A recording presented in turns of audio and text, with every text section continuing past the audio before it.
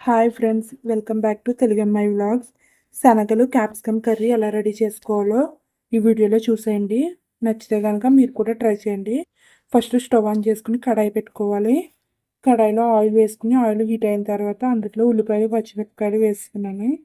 అవి కొంచెం brown colour వచ్చే వరకు ఫ్రై అయిన తర్వాత అందులో నేను ఇలా చిన్న చిన్న పీసెస్ కింద కట్ చేసుకుని క్యాప్సికమ్ అంతా కూడా అందులో వేసుకున్నాను.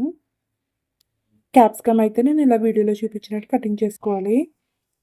ఇవి వేసుకున్న తర్వాత క్యాప్సికమ్ కూడా బాగా ఫ్రై అయ్యే వరకు కూడా కలుపుకుంటూ ఉన్నాను.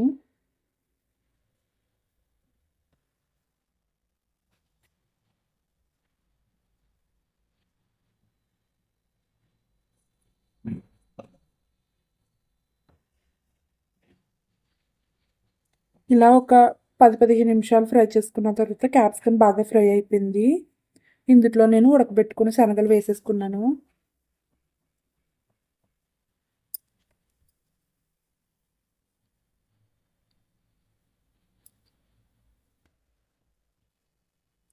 శనగలు వేసుకుని ఒక 5 నిమిషాలు ఫ్రై చేసుకున్న తర్వాత ఇందులో నేను ఉప్పు కూడా వేసేసుకున్నాను. బాగా ఫ్రై అయ్యి మంచి టేస్ట్ వస్తుంది కర్రీకి ఎప్పుడు ఫస్ట్ యాడ్ చేసుకుంటే. ఇవన్నీ కూడా ఇంకా కొంచెం సేపు ఫ్రై అయ్యే వరకు కూడా ఫ్రై చేసుకున్నాను.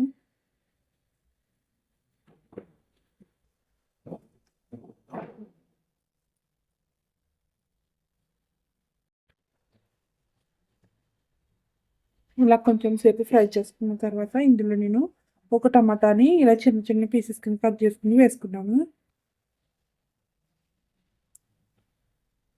ఇవి కూడా కొంచెం ఫ్రై అయ్యేవరకు కూడా అలా కలుపుకుంటూ ఉన్నాను. ఇలా ఒక 2 నిమిషాల తర్వాత ఇందులో పసుపు అలాగే కారం వేసేసుకున్నాను. ఇదంతా కూడా బాగా కలుపుకుని ఇందులో వాటర్ వేసుకున్నాను.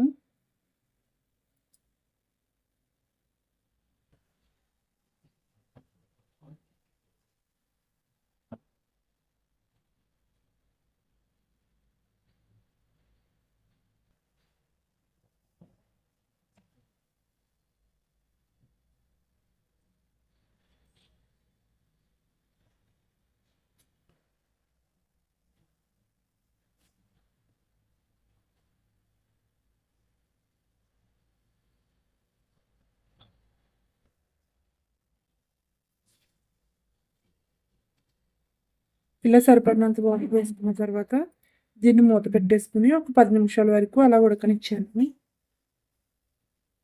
10 నిమిషాల తర్వాత కూర అంతా కూడా ఇలా దగ్గర పడిపోయింది. ఇలా దగ్గర పడిన తర్వాత దీంట్లో కొంచెం గరం మసాలా పౌడరు అలాగే కరివేపాకు వేసుకుని ఒకసారి కలుపుకుని మూత పెట్టేసుకున్నాను. గరం మసాలా వేసిన తర్వాత ఒక 2 నిమిషాలు ఇలా కుక్ అవనిచ్చిన తర్వాత స్టవ్ ఆఫ్ చేసుకుంటే సరిపోతుంది. అంతే, శనగలు క్యాప్సికమ్ కర్రీ రెడీ అయిపోయినట్టే. ఈ వీడియో నచ్చితే నా ఛానల్ లైక్ చేయండి, షేర్ చేయండి, అలాగే కామెంట్ చేయండి, సబ్స్క్రైబ్ కూడా చేసుకోండి. ఇలా వేడివేడి అన్నంలో వేసుకుని తింటే కర్రీ చాలా టేస్ట్గా ఉంటుంది.